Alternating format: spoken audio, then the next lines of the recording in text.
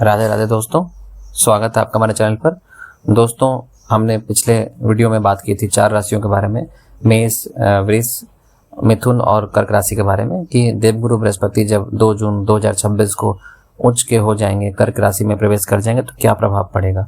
और साथ ही आज का जो वीडियो है वो अगली 4 राशि के लिए, जो कि है सिंह, कन्या, तुला और वृश्चिक राशि। तो चलिए बिना देर किए शुरू करते हैं। सबसे पहले सिंह राशि। सिंह राशि के जातक देवगुरु बृहस्पति आपकी कुंडली में 12वें भाव में उच्च होंगे, और जो कि 12वां भाव खर्च का होता है, विदेश यात्रा का होता है और आध्यात्म का भी होता है, मोक्ष का भी कारक होता है। तो आपके जो वहाँ पे खर्च बढ़ेंगे वो आपके आध्यात्मिक कार्यों में खर्च बढ़ेंगे, पूजा पाठ में आपके खर्च ज़्यादा होंगे। जो भी खर्च होगा वो आपके कंट्रोल में होगा, वो आपकी मर्जी से होगा और शुभता की तरफ होगा। आपका ऐसा नहीं कि हॉस्पिटल में पैसा खर्च हो रहा है या थाना पुलिस में पैसा खर्च हो रहा है, ऐसा नहीं होगा। ऐसा कभी हो रहा था तो वो बंद होगा और आपको काफ़ी राहत मिलेगा। तो और गुरु की दृष्टि के बारे में बात करते हैं तो गुरु की पंचम दृष्टि आपके 4थे भाव पर पड़ेगी, सप्तम दृष्टि आपके 6ठे भाव पर पड़ेगी और नवम दृष्टि आपके 8वें भाव पर पड़ेगी।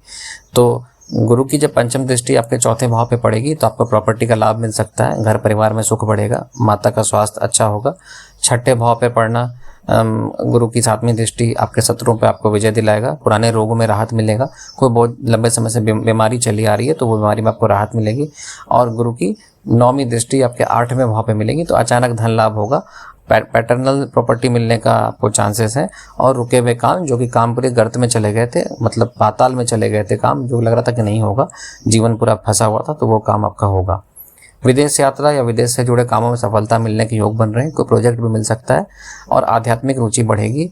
और आपके लिए उपाय यह है कि आप हर गुरुवार को मंदिर में पीले चावल अर्पित करें। चावल को आप हल्दी में थोड़ा सा भिंगा लें और उसको अर्पित करें। साथ ही अगर कोई आपको रास्ते में साधु संत या कोई पंडित मिलते हैं तो उनको केले का दान करें। और आप ओम ग्राम ग्रीम ग्रो ओम गुरुवे नमः का 51 बार जाप करें, तो निश्चित ही आपके जीवन में शांति और फायदा मिलेगा और सिंह राशि वालों को काफ़ी ज़्यादा लाभ मिलने जा रहा है। इसके बाद वाली जो राशि है वह कन्या राशि। कन्या राशि के जातक गुरु ग्रह आपके 11वें भाव में उच्च के होंगे। 11वां भाव जो होता है वो लाभ का होता है, आय इच्छाओं का पूर्ति का होता है, बड़े संपर्कों का माना जाता है। तो यह गोचर कन्या राशि वाले जातकों के लिए आर्थिक उन्नति लेकर के आएगा। पैसे का जो प्रॉब्लम चल रहा था, फाइनेंशियल कंडीशन आपका अच्छा होगा, सेविंग अच्छी होने लगेगी, आप देखेंगे। दृष्टि के बारे में बात करें तो गुरु की 5वीं दृष्टि आपके 3रे भाव पे पड़ेगी, 7वीं आपके 5वें भाव पे पड़ेगी और 9वीं आपके 7वें भाव पे पड़ेगी। तो चलिए पहले 9वीं दृष्टि के बारे में बात कर लेते हैं। 7वें भाव पे 9वीं दृष्टि का पड़ना आपके पार्टनरशिप को अच्छा करेगा, वैवाहिक जीवन को अच्छा करेगा। कहीं बिजनेस में या किसी नौकरी में जो भी पार्टनरशिप में कोई काम कर रहे हैं तो उस काम में अच्छा होगा। 5वें भाव में गुरु की 7वीं दृष्टि पड़ना यानी कि शिक्षा, प्रेम, संतान सुख में लाभ मिलेगा। कंसीव करना चाह रहे हैं तो आप कंसीव भी कर पाएंगे, बेबी प्लान कर रहे हैं तो वो भी आपका होगा। और इसके अलावा आप प्रेम और संतान में आप अगर आपको, इसके अलावा शिक्षा में भी आपको कुछ प्रॉब्लम आ रही है तो वो भी आपका सॉल्व होगा। इसके अलावा जो गुरु की 5वीं दृष्टि आपके 3रे भाव पे पड़ेगी तो भाई बहनों से रिश्ते अच्छे होंगे, साहस बढ़ेगा, आत्मविश्वास बढ़ेगा। रुका हुआ धन आपको वापस मिल सकता है। कोई अगर आपका पैसा लेकर के बैठ गया है तो आपको दे सकता है, आप ट्राई करें, शायद इस बार आपका काम बन जाए। नए आय के स्रोत खुलेंगे और समाज में नए लोगों से पहचान आपकी बढ़ेगी। ठीक है, नए लोग आपके जीवन में आएंगे और आपको उन्नति के रास्ते पर ले जाएंगे। वो नए लोग जो आएंगे वो गुरु की कृपा से ही आएंगे, तो उनको भी आप गुरु की तरह ही ट्रीटमेंट दीजिएगा, अगर कोई आपको आगे आके आपका हाथ पकड़ के आगे लेके जाना चाह रहा है तो।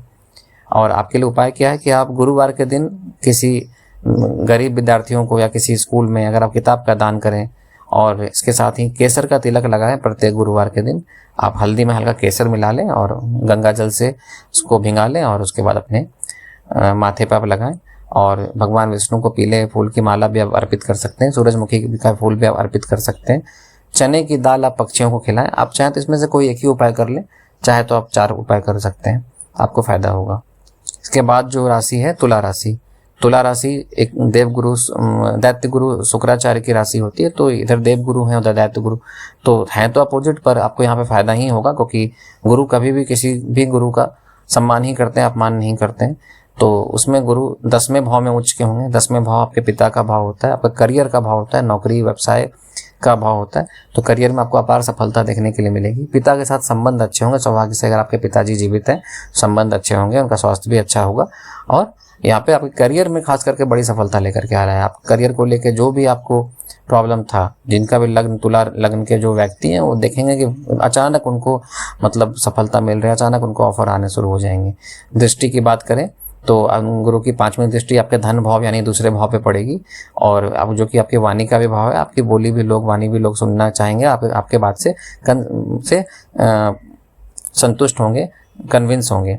इसके बाद गुरु की 7वीं दृष्टि जो पड़ेगी आपके चौथे भाव पे पड़ेगी, और जो कि आपके सुख का भाव है, माता का भाव है, तो माँ के स्वास्थ्य में लाभ मिलेगा। आपके घर में जो भी कलेश हो रहे थे, जो भी चौथे भाव के बारे में मैं बता चुका हूँ, सुख साधन मिलेंगे, आपके घर से रिलेटेड जो प्रॉब्लम है वो दूर होंगे, वाहन के आपके ऑप्शन क्रिएट होंगे। छठे भाव पे दृष्टि पड़ने का मतलब है शत्रुओं पर विजय होगी, और प्रतियोगिता परीक्षा में सफलता जरूर मिलेगी। नौकरी में प्रमोशन आपको इस 1 साल 3 महीने में ही मिल जाएगा, नहीं तो गुरु का पूरा 1 साल का ट्रांजिट है, बीच में 2-3 महीने के लिए वक्री होंगे, तो आप देखेंगे आपको इस 1 साल में आपका जो भी प्रमोशन पेंडिंग है आपको हो जाएगा। आपके लिए उपाय है कि आप पीले रंग का रुमाल अपने पास जरूर रखें इस 1 साल में, खास करके ये जून से लेकर अगले जून तक, और सूर्य देव को हल्दी में मिला हुआ जल आप अर्पित करें।